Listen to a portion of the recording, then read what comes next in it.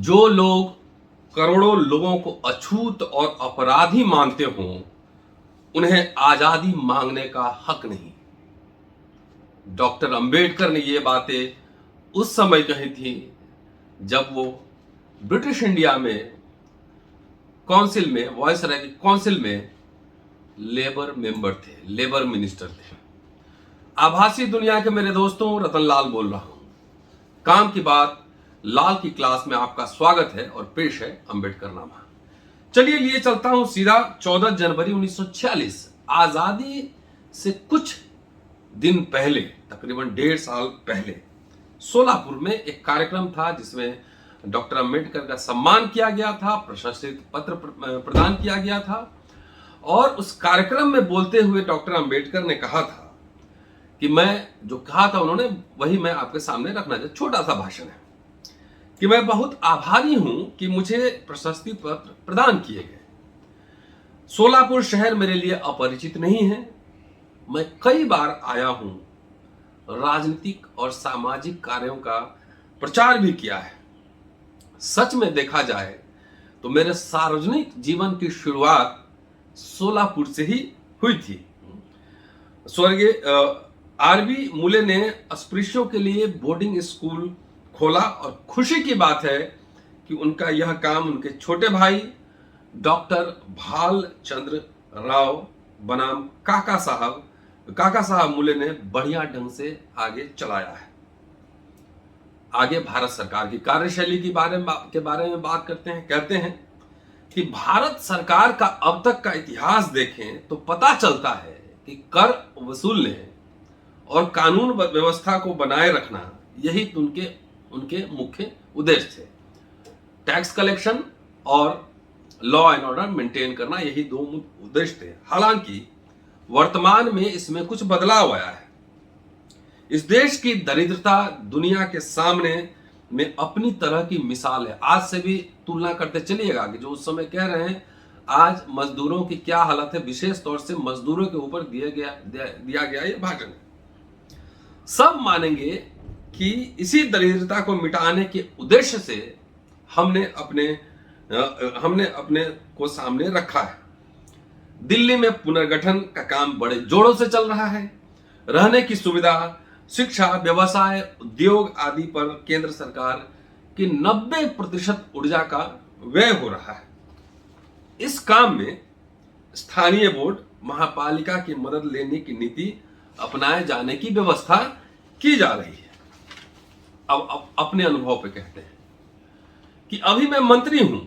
केंद्र सरकार की ओर से मजदूरों के हितों के बारे में अधिक ध्यान दिया जा रहा है। 1930 में इस मुद्दे को लेकर रॉयल कमीशन का गठन किया गया था। इस आयोग ने अपनी रिपोर्ट प्रस्तुत की थी। 1930 से 1942 तक का इतिहास देखे तो यह पता चलेगा कि इस बारे में, अर्थात मजदूरों के बारे में काम नहीं हुआ है। लेकिन 1942 अर्थात मेरे मंत्री पद ग्रहण करने के बाद और आज तक अर्थात 1946 तक 3 वर्षों में विकास हुआ दिखाई देगा।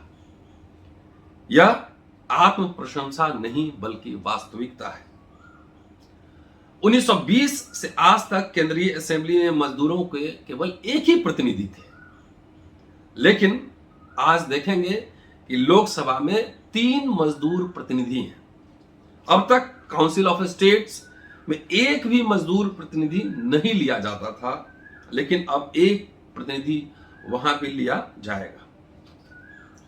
आगे कहते हैं कि आगामी केंद्रीय असेंबली की बैठक में 10 बिल पेश होने वाले हैं जो मजदूरों के हित में होंगे। इनके मसौदे तैयार किए गए हैं। इससे पता चलेगा कि किस तरह देश में सामाजिक और आर्थिक दरिद्रता को दूर करने की कोशिशें जारी हैं। आगे उन्होंने कहा कि देश की सामाजिक स्थितियां अजीब हो गई हैं।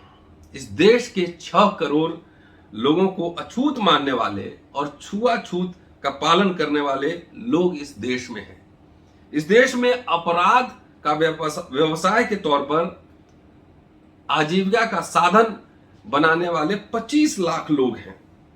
ऐसे भी करोड़ों लोग हैं जिन्हें यह पता ही नहीं कि कपड़े कैसे पहने, खाना क्या खाएं, आदि इत्यादि। जो सामर्थ्यवान हैं उन पर यह जिम्मेदारी है कि उसको ठीक करें, उसकी प्रगति के रास्ते ढूंढें। देश आजाद हो कहने वालों पर यह जिम्मेदारी और ज्यादा है। जो लोग करोड़ों लोगों को अछूत और अपराधी मानते हो, उन्हें आजादी मांगने का हक कैसे हो सकता है? जो लोग करोड़ों लोगों को अछूत और अपराधी मानते हो, उन्हें आजादी मांगने का हक कैसे हो सकता है? इस जिम्मेदारी को टाला नहीं जा सकता। आजादी मांगना बहुत आसान है। मुझसे कई बार पूछा जाता है, डॉक्टर साहब आप कांग्रेस में शामिल क्यों नहीं हो जाते? आपका सम्मान बढ़ेगा, हर रोज अखबार में आपका नाम छपेगा। लेकिन मुझे यह मंजूर नहीं। बोलने से अधिक काम करने की जरूरत है, बोलने से ज्यादा काम करने की जरूरत है। मैं कहीं भी जाऊं, अब ऐसी स्थितियों से सामना होता है तो मन व्यथित होता है। अस्पृश्यता निवारण का असली काम मैं ही कर रहा हूं। आगे उन्होंने कहा कि असल में यह काम अस्पृश्य समाज के नेताओं का है। अंग्रेजों से आजादी मांगने वाले को अपने देश की छुआछूत की समस्या के निवारण का काम अपने हाथ में लेना चाहिए। कि जो लोग आजादी मांग रहे हैं उनको छुआछूत से भी आजादी का आंदोलन करना चाहिए, अपने हाथ में लेना चाहिए। स्वराज मांगने वाले इन लोगों के बारे में अंग्रेज अपने मन में क्या सोचते हैं, इसका मुझे एहसास है। जितनी जल्दी अस्पृश्यता नष्ट होगी, उतनी ही जल्दी हमें आजादी मिलेगी, स्वराज हाथ में आएगा। अब निश्चित है कि उसके बगैर स्वराज नहीं मिलेगा। तो ये था डॉक्टर अंबेडकर का भाषण। और बहुत सोचिए कि कैसे स्वराज के साथ साथ कास्ट और अनटचेबिलिटी के क्वेश्चन को उन्होंने पॉलिटिकल क्वेश्चन बनाया। अंबेडकर पहले इंसान हैं जिन्होंने अस्पृश्यता के क्वेश्चन को, अनटचेबिलिटी के क्वेश्चन को उन्होंने पॉलिटिकल क्वेश्चन बनाया। इसलिए जो लोग अस्पृश्यता को मानने वाले हैं, यह अकारण नहीं है कि उनके पेट में आज भी मरोड़ और दर्द होता रहता है। शुक्रिया। Keep watching and sharing Ambedkarnama. ये छोटा सा एपिसोड है, पूरा देखिए और ज्यादा से ज्यादा लोगों के बीच इसको पहुंचाइए, क्योंकि यह प्रमाणित स्रोतों के अध्ययन पर आधारित है। और इसको अगर आप पढ़ना चाहते हैं तो हिंदी के वॉल्यूम 40 में जाइए, चैप्टर नंबर 233 है और पहला ही पेज नंबर 1 और 2 पहला ही है। तो इसको आप पढ़िए, इस पे मंथन कीजिए और अम्बेडकरनामा को ज्यादा से ज्यादा फैलाइए। शुक्रिया। Keep watching and sharing Ambedkarnama. आपसे अगले एपिसोड में फिर मुलाकात होगी। Thank you. जय भीम।